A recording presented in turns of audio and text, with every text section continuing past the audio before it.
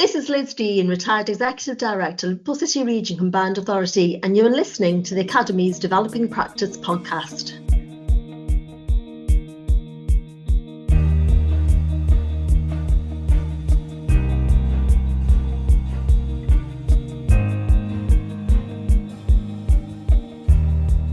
Hi Liz, we're really pleased to be speaking with you today, and we're delighted to have you on the podcast where we're going to be talking about one of our pillars in our leadership framework, which is ambassadorial leadership.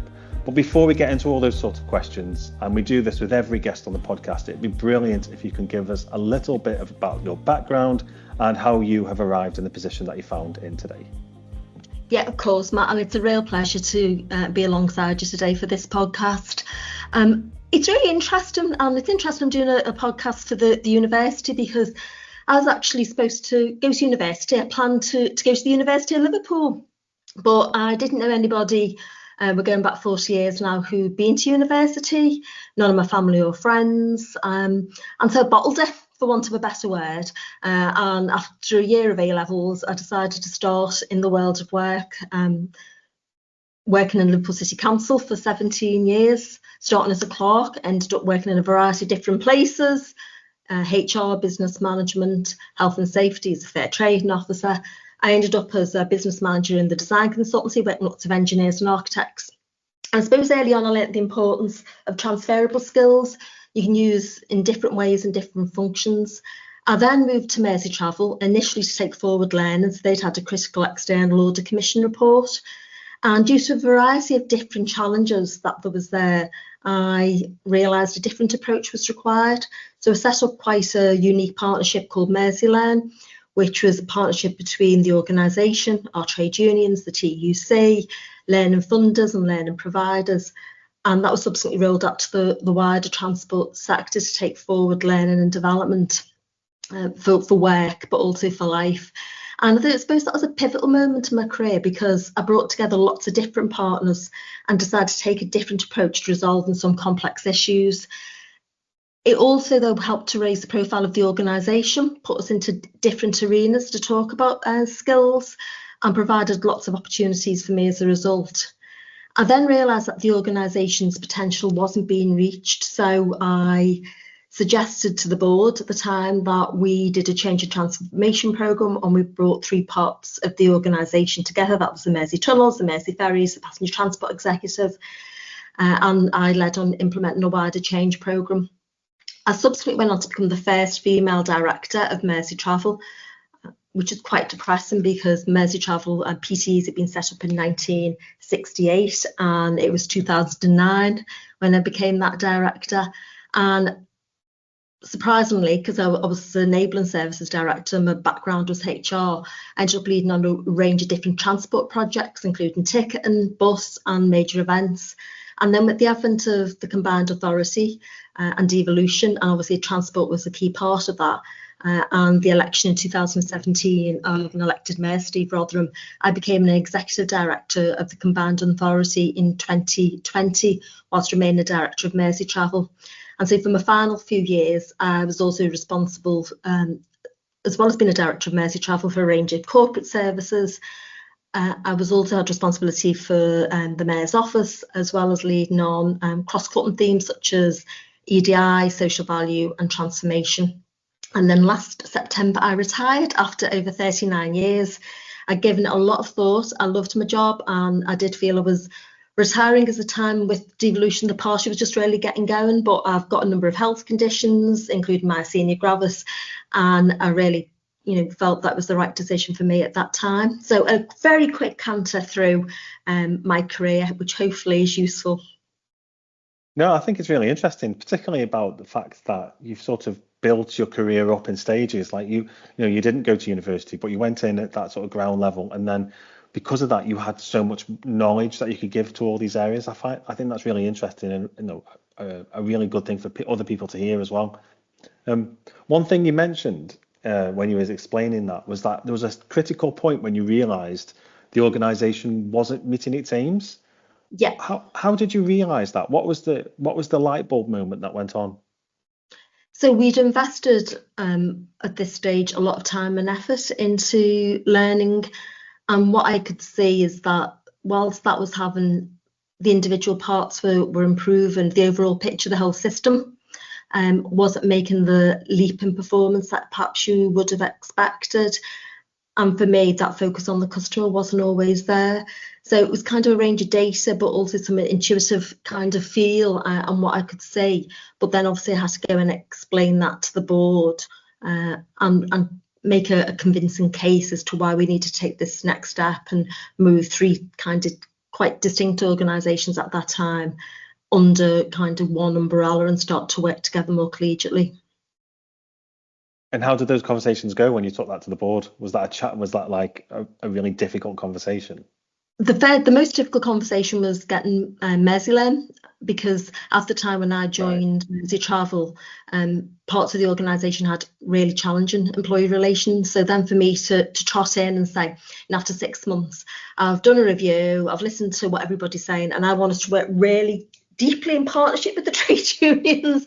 You can imagine there was some kind of quizzical looks of what is this woman saying, and a report of paper went to the board, and then I got called in for a 3-hour meeting. And so that was probably the more difficult ask. But the second time around, when I went in to do the wider kind of we need to change, it was lots of different, so my influence and techniques are slightly different, lots of separate conversations with members of the board, giving concrete examples for their areas so that they could actually start to understand where it was coming from, and I wasn't just this person who wanted to cause upheaval in the organisation. And obviously we had political leaders. There was a passenger transport executive at that time and a passenger transport authority, so it was explaining it to the politicians as well and getting their support for it. And it was a big change, and we had to harmonise terms and conditions. And I always say the way we did change, or I led on change in that the first big programme, probably wouldn't be the way I do change now. I think more knowledge, more understanding, using fear as a lever, that burning platform that was very popular, I think, in early 2000 time, isn't, in my view, the best way of engaging and getting people to move forward with change. But it was definitely the right thing to do, and it really placed Merseytravel in a stronger position than with the advent of a combined authority, because we'd gone through some change and transformation already. Still more to do, but there had been that progress, because that was the next big kind of step when transport became part of a bigger organisation. I can see that you've had to be able to flex your leadership style to lead and influence with the bringing of these three distinct areas together, which can be quite complex, particularly as they've all got a different remit and different needs. What has been the most unexpected lesson that you've learned while going through that process? Really good question. I think it's the importance of being yourself as a leader, instead of trying to fit some perhaps preconceived idea of what a leader should be. So when I first became a director 16 years ago now, and I can feel myself going around saying this, actually, I feel quite embarrassed, but I felt like I had to be a certain way. So if you think kind of wearing power suits and acting tough, and really kind of need to be a strong leader. And I think that was probably particularly pertinent to me because I was operating in a male-dominated field. But then as my career progressed and I reflected on the impact, I realised that I was far more effective when I was just me. So when, utilising skills like connecting with others, building relationships, collaborating, being compassionate, being curious, always asking questions. So some of those qualities, which I think some of them used to be seen as weaknesses for leaders, but I think it's now recognised, and certainly for me, they were really important for me to be able to deliver and to build great teams. And of course, that needs to be balanced. You still need to be able to deliver, to be assertive and reflect regularly to understand your impact. It's not about being soft. And I think it connects really to Benny Brown's work, her research, I absolutely love, Dare to Lead, and so on. But it is about the importance of being vulnerable, being real, being human, taking the armour off, and things like admitting when you mess up. I think that really helps to build stronger connections and creates a more open and supportive culture, which then helps to build trust and manage fear, And when you're real as well, what I realised is the teams and the people that you lead, they get you. And that's why it was the most unexpected lesson for me, because by doing that, I realised that I could have a much more bigger impact and influence just by being myself, instead of trying to pretend I was somebody I wasn't. I really like that answer. It really plays into some of the things that we're exploring here at Liverpool around, at the University of Liverpool, around authentic conversations and how to bring your authentic self to work. Was there a particular moment when you thought, when you ditched the power suits and sort of thought, no, I'm just going to be me from now on. This isn't working. Yeah, I think it was a growing realisation, Matt. I think I started to reflect. I think it's exhausting as well, isn't it? When you're trying to be somebody that you're not really, and there's merit sometimes, and act as if, and I get all that, and you have to do certain things, certain situations. But when you're spending an awful lot of time in somebody else's shoes that are not comfortable, and they're pinching your feet all the time, and your job's already really demanding, it's taking an awful lot of energy up, and that's not for me, being an effective leader. And you're always having to double think everything. I think once as I become more confident in being a director, but also realise that I could influence and persuade and engage people and get the results in doing that way, in kind of using their skills rather than having to show I was tough, then it just made sense for me to do that, and to stop pretending I was somebody I wasn't. Yeah, I really like that phrase about when you're being in somebody else's shoes and you feel your feet pinching. I think that's really good. That really resonates with me.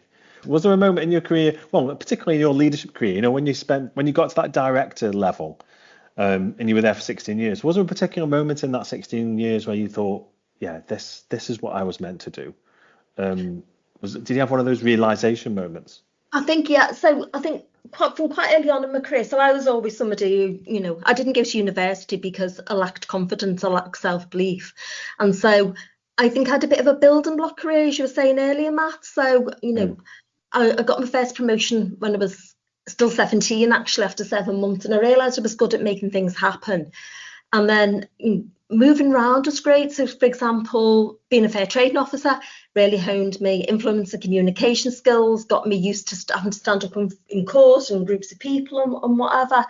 I think the real turning point, the key point for me was, I think, the work on Merseytravel, and then bring the three parts of the organisation together, because I think then I started to realise that I was good at making things happen, but I realised I was good at seeing things that needed to happen, connecting the dots, and then making them happen. It was also, I think, when the penny dropped, I think there was something, and this often applies to people, I didn't want to admit I was ambitious.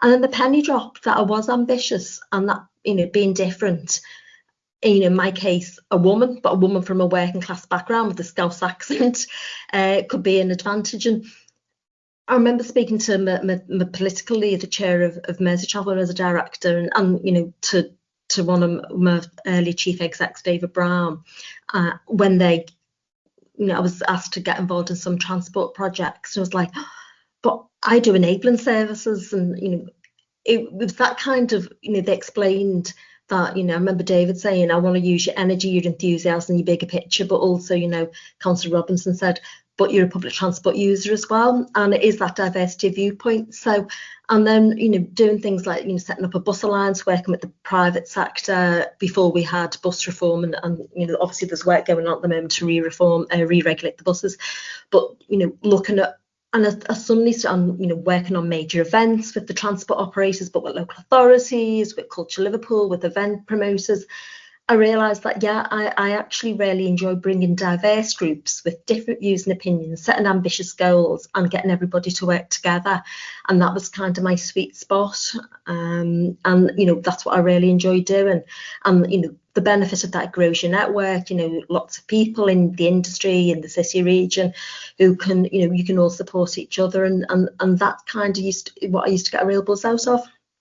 Thank you, and that brings through all your ambassadorial skills as well, in terms of the diverse range of people that you're leading, that you're bringing on board, that you're inspiring to see your vision. And I really like the way you talked about, you seeing that vision, seeing things that needed to happen, and connecting the dots and bringing people along. So you can make it happen, and you will have been able to take people along with your passion for that vision and what can be achieved.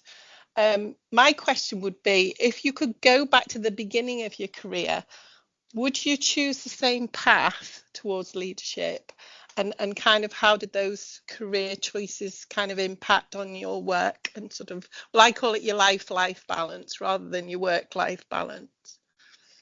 And it's really interesting, because in some ways I still feel this. I was the accidental leader, because I didn't, and perhaps that, I'm conscious here and speak to yourself, and career development, and certainly in part of my career talked about the importance of planning where you want to get in your career and whatever. But I didn't, I'm going to be really honest on this podcast, I didn't set out to be a senior leader. I just took the next job or role that came my way. So in some ways, I think leadership picked me. It wasn't until I'd been at Merseytravel for, a number of years that I realised that I wanted to go further. I certainly didn't plan on being the first female director. And in some ways, perhaps I wouldn't advise other people to do it, but I'm glad I didn't have a rigid plan, because, being really honest, I wouldn't have chosen to work in transport. But, as a result of that, I've had the opportunity to work with and for some amazing people, worked on some fascinating, interesting projects. It meant I'm passionate about devolution. So it's meant I was there at the outset of the development of a mayoral combined authority, worked with Mayor Rotherham and helped set up the combined authority, real privilege. So I was kind of given access to lots of opportunities, even though I didn't plan my career. And I think that's, again, some of it was actually honing in earlier on about what my transferable skills were, what I was good at, and being able to pick that up. I think, though, to answer your question on the impact it has, I think on the downside, it was sometimes a bit lonely. So as a working class woman, with a Scouse accent, as I said, who perhaps had some self-belief issues, in the transport industry that was male dominated, and some of it there was lots of what I would perceive as posh people with posh accents. It kind of challenged me, because you are more visible when you're the only woman, and you don't want to get things wrong or let anyone down, but particularly those who put the trust in you. So as a result, I think, and I certainly wouldn't advise anybody else to do this, it's one of my key learnings, I prioritised work over everything else. And then when my life changed and I ended up with significant care and responsibilities, I think I tried to be all things to all people. And, reflecting now, I can see that was very much a pressure I was putting on myself. It wasn't pressure from work or anybody, it was me, it was my drive. But as a result, I'm pretty sure that caused, my health issues to develop.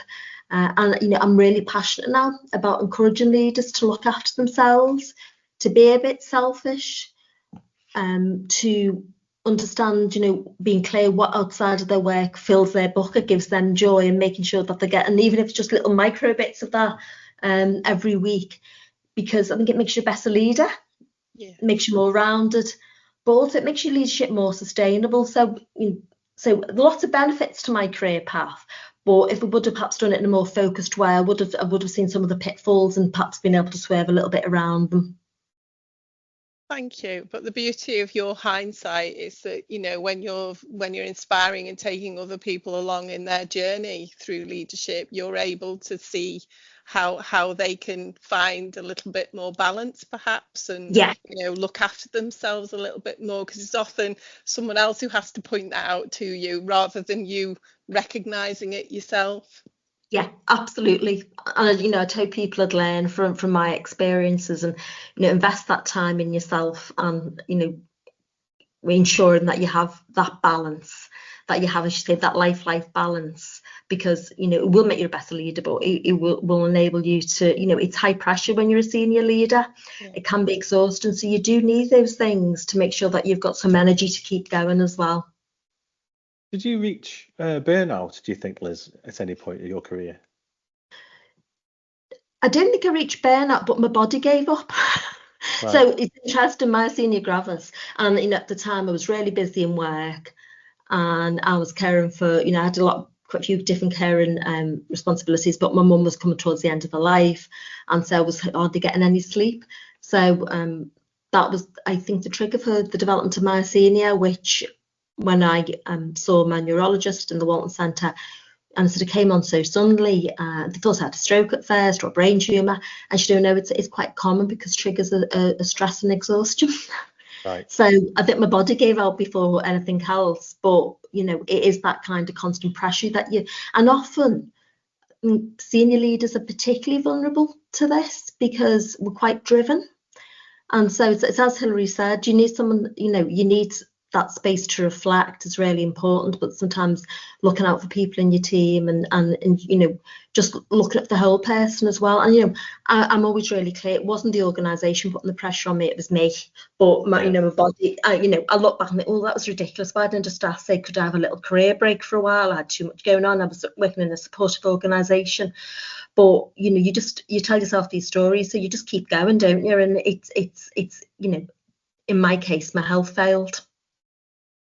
Yeah, it really is interesting, and obviously, sad as well, because the drive that got you to the role that you were in was the drive that ultimately affected your health, I guess, at certain points as well.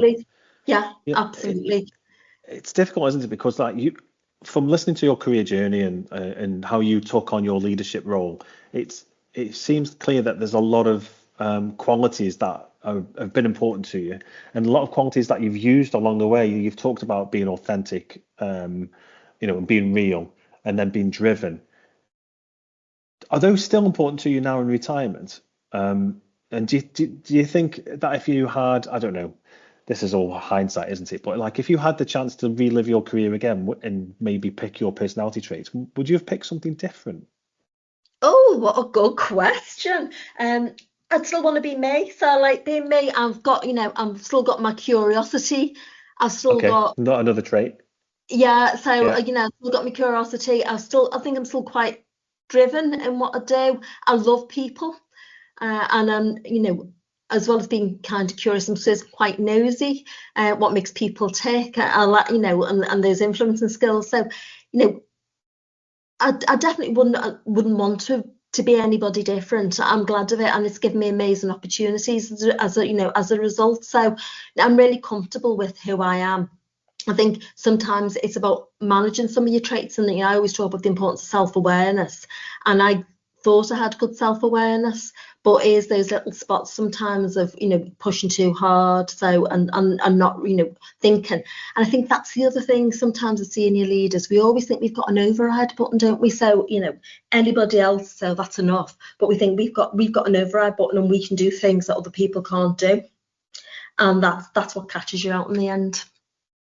Thank you for sharing that, because obviously, sharing that there's vulnerabilities there, and that, keep being you, because obviously you've made a huge impact in the roles that you've done, and also in terms of giving back post-retirement, with mentoring or supporting other people throughout their career is a massive plus.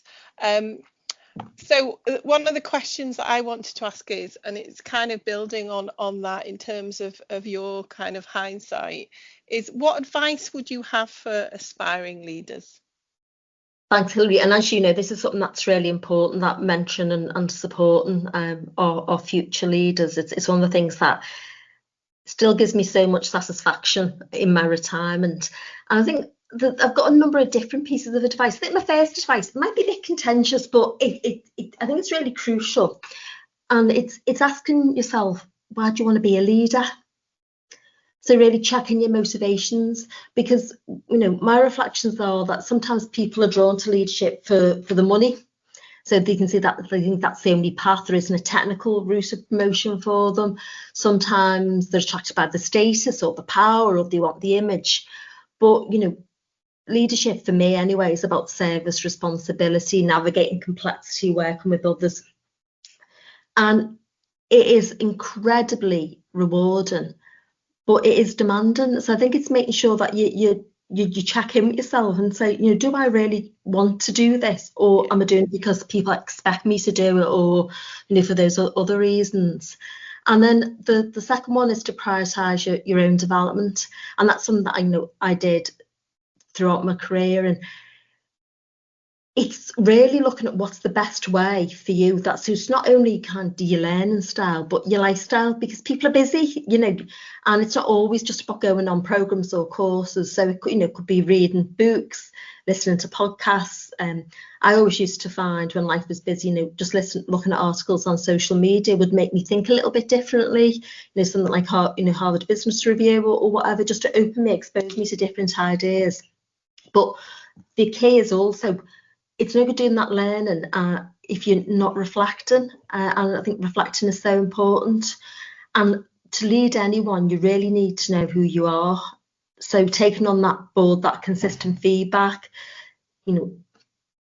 as you know, Hilary, I love psychometrics and like Spotlight, get to know more about you, be curious about yourself, not just about other people, because I think developing that self-awareness can be a superpower.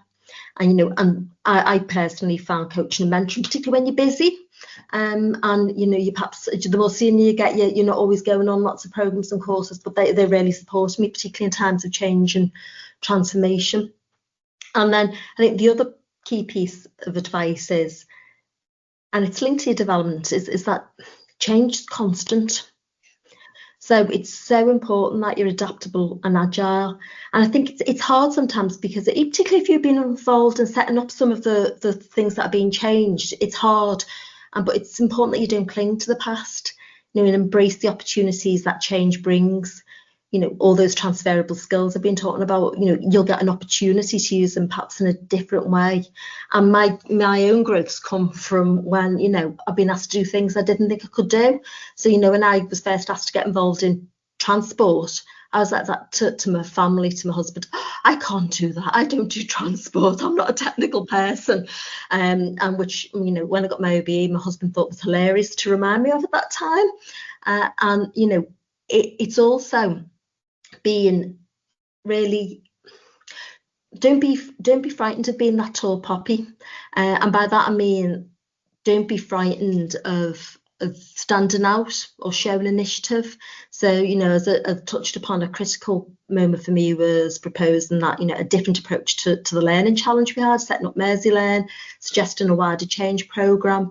And that's really important, because I think particularly for people who want to be a senior and progress their senior leadership career, for me, senior leaders don't just follow instructions.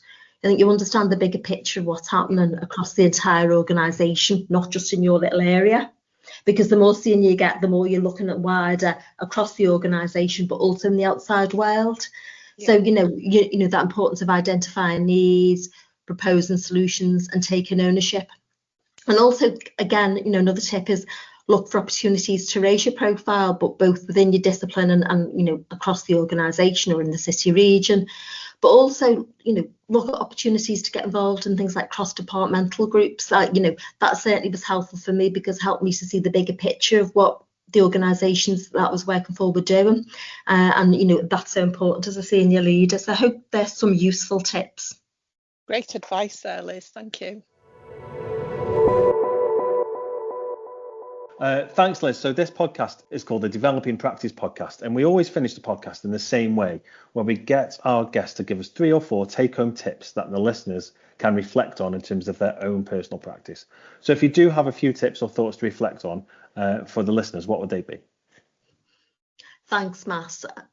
And it's really interesting, is it? Because, you're looking at your own practice. And for me, I think, and some of this, and I want to be clear, I didn't get this all right throughout my career, because we learn as we go, and it's often only that pause and reflect.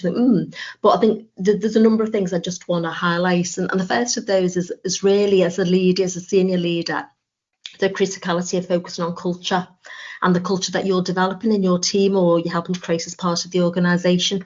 I always say leaders get the culture that they deserve, and there's lots of lovely academic definitions of culture, but I just go back to that, it's very popular saying, the way people feel in the stomach on a Sunday night is a good indication of the culture of your team. And I think a biggie for me is particularly when there's change going on, but gardening against fear, fostering psychological safety and an inclusive culture. And one of the things that frustrates me sometimes is people think that we're talking about that's about being soft. It's not. So it should always be paired with high standards and high accountability. I love the work of Kim Scott, Radical Candor, where she talks about care personally, challenge directly. It's not being kind if you don't give people feedback, because how will they learn?